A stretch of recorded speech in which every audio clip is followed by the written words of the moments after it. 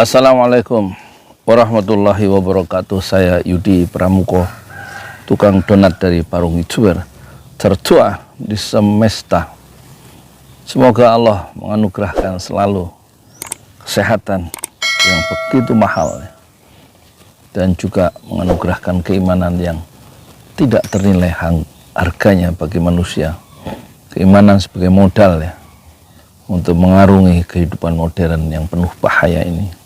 Dan juga semoga Allah senantiasa menganugerahkan rasa cinta di dalam hati kita masing-masing, sehingga dengan kesehatan, keimanan, dan rasa cinta itu kita beragama dan semakin tunduk patuh kepada Allah Subhanahu wa Ta'ala, semakin tunduk patuh kepada Rasulullah Sallallahu Alaihi Wasallam, dan di atas kesehatan, keimanan, dan rasa cinta kepada Allah itu kita mengarungi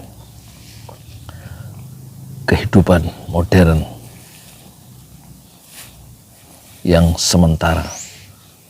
Dalam kehidupan yang sementara, yaitu al-hayatul faniyah. Moga-moga kita selamat dan juga Allah memberikan keselamatan dan perlindungan sampai kita menempuh perjalanan hidup yang kekal abadi. Al-hayatul baqiyah. Dan sebelum itu kita tentu mengawal tokoh-tokoh publik kita, negeri kita, Indonesia yang kita cintai, supaya tokoh-tokoh yang akan jadi pemimpin tidak terlalu melenceng jalannya. Kita kawal bersama-sama. Mereka tidak melakukan deviasi yang terlalu jauh dari jalur keadilan, jauh dari jalur kebenaran, jauh dari jalur kejujuran selama ini yang kita saksikan. Ya, satu dekade terakhir ini penuh dengan kebohongan, dan kita ingin mencoba merintis jalan baru dengan pemimpin baru.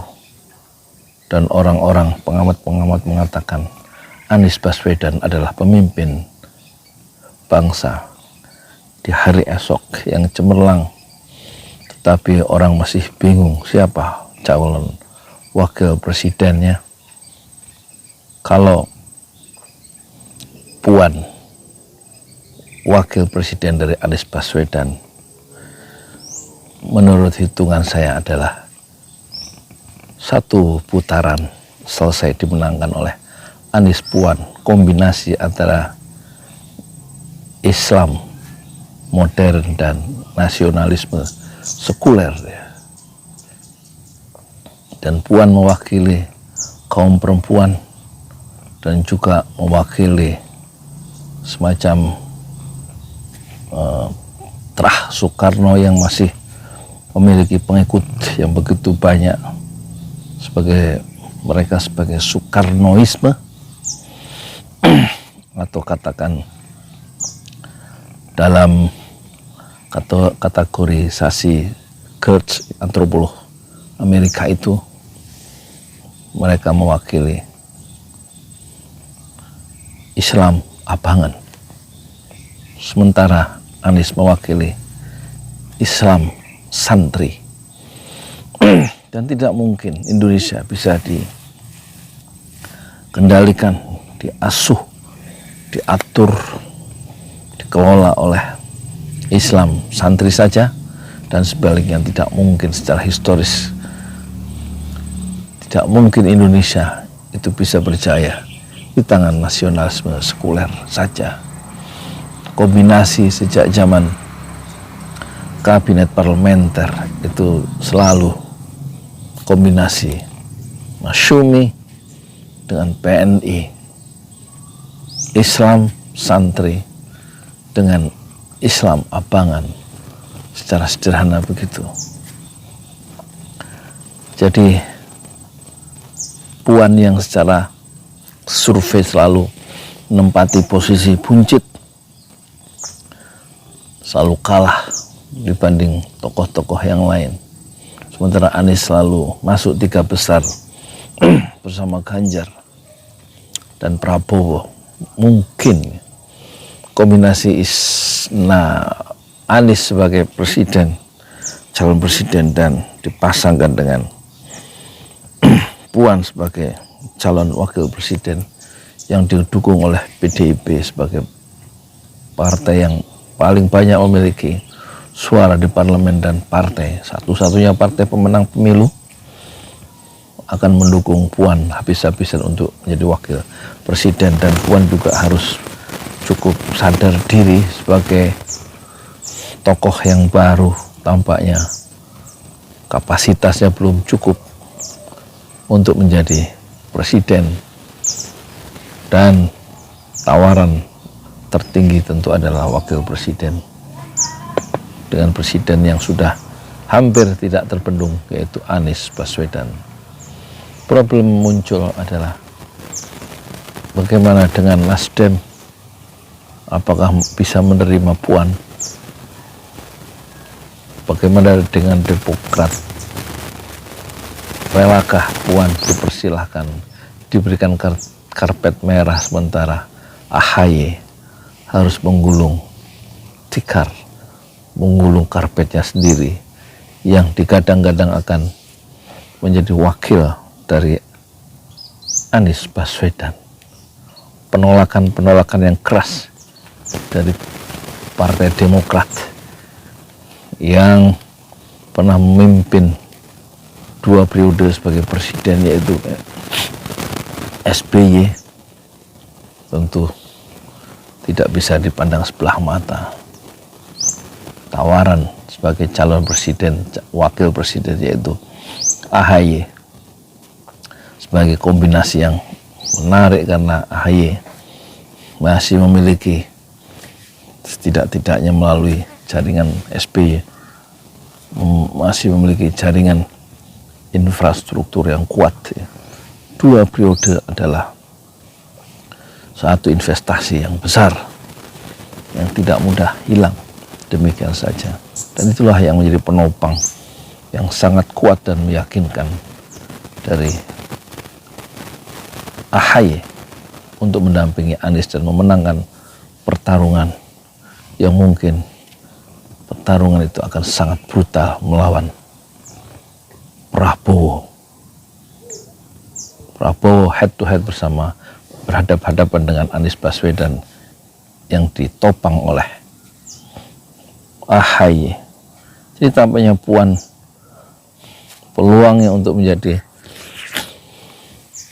wakil dari Anies Baswedan itu tidak banyak, tidak besar, pilihan-pilihannya tidak terlalu banyak, dan tampaknya sukar untuk mendampingi Anies Baswedan.